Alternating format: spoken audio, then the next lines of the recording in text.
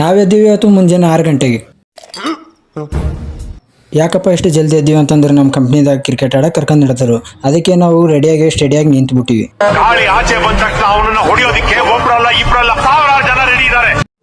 ಆ ಥರ ಅನ್ಕೊಂಡು ಹೊರಗೆ ಬಂದು ನೋಡಿದ್ರೆ ಹೊರಗೆ ಯಾರೂ ಇರಲಿಲ್ಲ.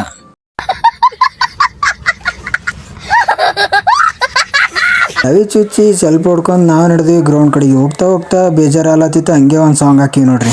ನಿಮ್ಮವ್ವ ನಮ್ಮತ್ತಿ ನಿಮ್ಮಪ್ಪ ನನ್ನ ಮಾವ, ನಿಮ್ಮವ್ವ ನಮ್ಮತ್ತಿ ನಿಮ್ಮಪ್ಪ ನನ್ನ ಮಾವ, ಅಕ್ಕಿ ಹಂದರ ನಾನು ಸುಂದರ ಆಗುವೆ ಹುಣ್ಣಿಮೆ ಚಂದಿರ. 7 ಗಂಟೆ ಬಾ ಅಂತಂದು ಇನ್ನೂ ಯಾರು ಬಂದಿರಲಿಲ್ಲ. ಅದಕ್ಕೆ ಇವನಿಗೆ ಕಾಡಿಸ್ಲತ್ತಿದೆ ನೋಡ್ರಿ.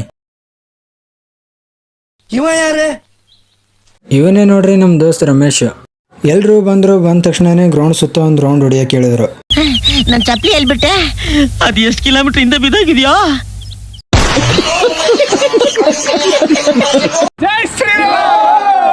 ಇವರೆಲ್ಲರೂ ಒಂದು ಜೈಕರ ಹೊಡೆದ ಆಟ ಚಾಲು ಮಾಡೇ ಬಿಟ್ರು.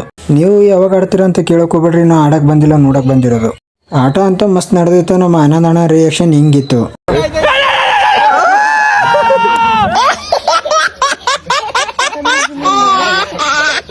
ಇಲ್ಲಿ ನಮಗೆ ರಕ್ಷಣೆ ಮಾಡಕ್ಕೆ ನಮ್ಮ ಆರ್ಮಿ ಸಾಹೇಬ್ರು ಬಂದಿದ್ರು. ಏ ಶಿವಣ್ಣ, ಏನ್ ನೀ ಇಲ್ಲಿ?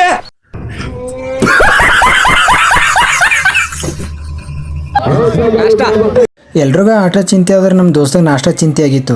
ಹಂಗ ಹಿಂಗ ಬಂದು ನಾಷ್ಟ ಗಿಷ್ಟ ಮಾಡ್ಕೊಂಡು ಅದನ್ನು ಸಾಲದು ಅಂತ ಅನ್ಕೊಂಡು ಒಂದು ಚಾ ಕುಡ್ದೀವಿ ನೋಡ್ರಿ. ಮತ್ತೆ ಊಟ ನೋಡ್ಕೊಂಡ್ಬಂದು ಮತ್ತೆ ಗ್ರೌಂಡಿಗೆ ಬಂದಿದ್ವಿ. ಇವ್ರ ಆಟ ಸಾಕು ಅನ್ಕೊಂಡು ನಮ್ಮ ಆಟ ಚಾಲು ಮಾಡಿದ್ವಿ. ಇವನಿಗೇನ ಕರಿ ಅಂದನು ಅಂತ ಅದಕ್ಕೆ ಕುರ್ಚಿ ತಗೊಂಡು ಎತ್ಕೊಂಡು ಹೊಡಿಯಕ್ಕೆ ಬಂದಿದ್ವಿ ನಾವು. ಆದ್ರೂ ಹೇಳ್ತೀನಿ ಇವನೇನು ಕರಿಯಲ್ಲ.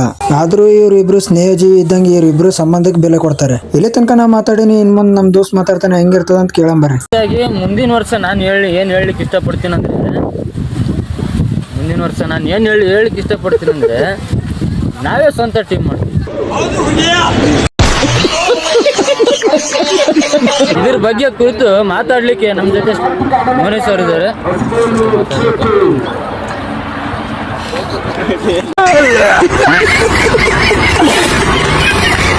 ಒಳಗಿದೆ, ತೆಗೆದು ತೋರಿಸ್ಬೇಕು, ಇನ್ನೂ ಬೇಕು. ಏನು ಅರ್ಥವೇ ಆಗ್ತಿಲ್ವೇ ಈ ಕೇಸು? ಎಳೆ ಮಗು ಆಗಿದ್ದಿದ್ರೆ ಓಕೆ. ಅದಾದ್ಮೇಲೆ ಹೊಟ್ಟೆ ತುಂಬಿಸ್ಕೊಂಡಾದ್ಮೇಲೆ ಕ್ರಿಕೆಟ್ ಎಲ್ಲ ಬಂದೋಬಸ್ತಾಗ ಆಡ್ಬೋದು. ನೀವು ಊಟ ಮಾಡೋಣ ಬರೀ ಇಂಥದೆಯಾ? ಒಟ್ಟಿಗೆ ಬನ ಹಾಕೊಂಡ್ಬಿಟ್ಟು ಮತ್ತೆ ಗ್ರೌಂಡ್ ಹತ್ರ ಬಂದ್ವಿ. ನೋಡ್ತಿದ್ದಂಗೆ ಆಟ ಮುಗಿದೋಗಿತ್ತು. ಕೈಗೆ ತಂದು ಕಪ್ ಇಟ್ಟೇ ಬಿಟ್ಟಿದ್ರು.